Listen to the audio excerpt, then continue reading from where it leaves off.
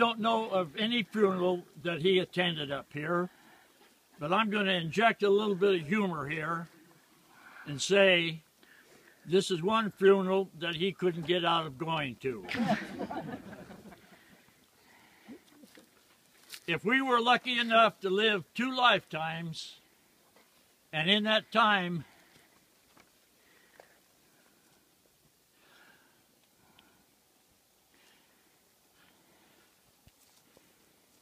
I'll make it. We met a friend like Harlan. We would be lucky indeed. In this old life, there are takers and givers. We all have to be takers, or we would never amount to anything. But Harlan was primarily a giver. He seemed to find pleasure in helping people with their everyday problems, and I'm going to tell you how he got that way. Harlan was what you'd call a country boy, and he got that way. He was raised in a time when a handshake was worth more than a 10-page written contract.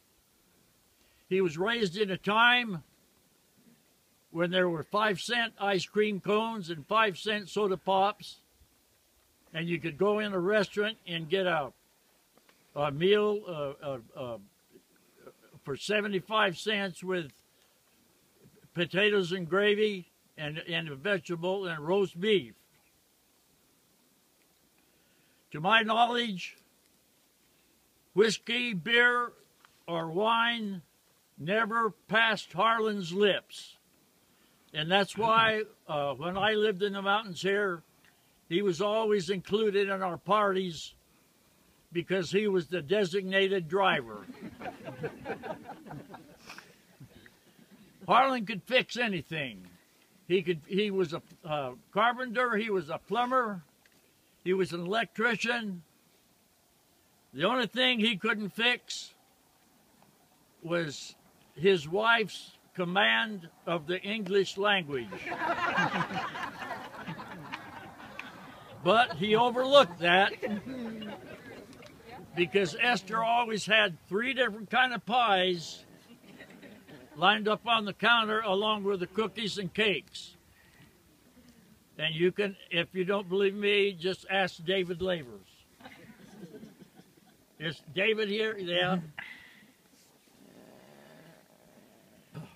I met Harlan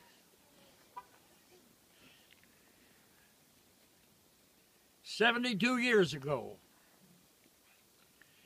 I was 18 and he was 22. We were both in the Navy, and we were both in the South Pacific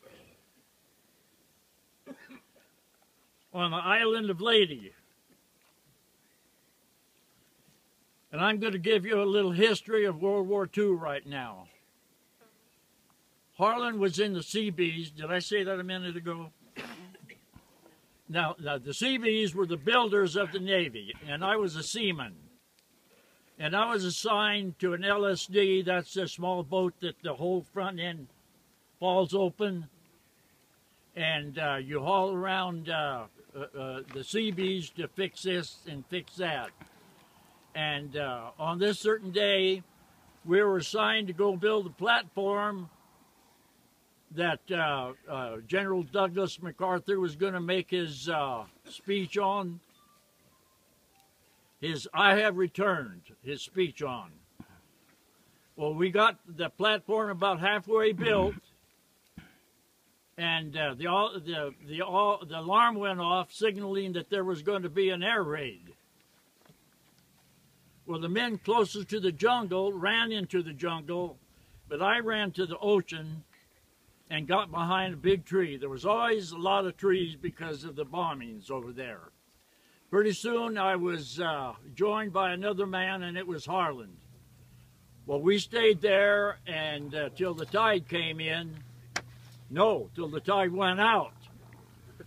And We floated on that tree all night long, and we were finally deposited on another small island, and we climbed off and went to sleep.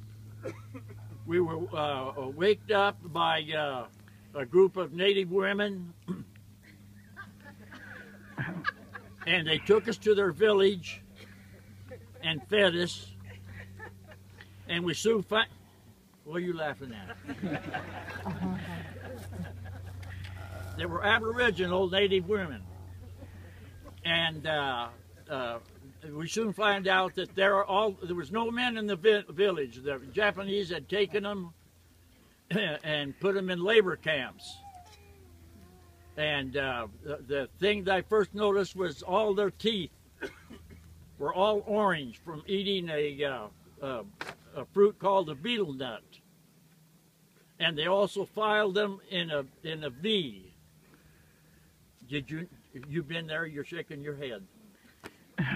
But anyway, Harlan and I were there for 3 months, and those native women, starved for a man, did with us as they pleased. This betel nut that I mentioned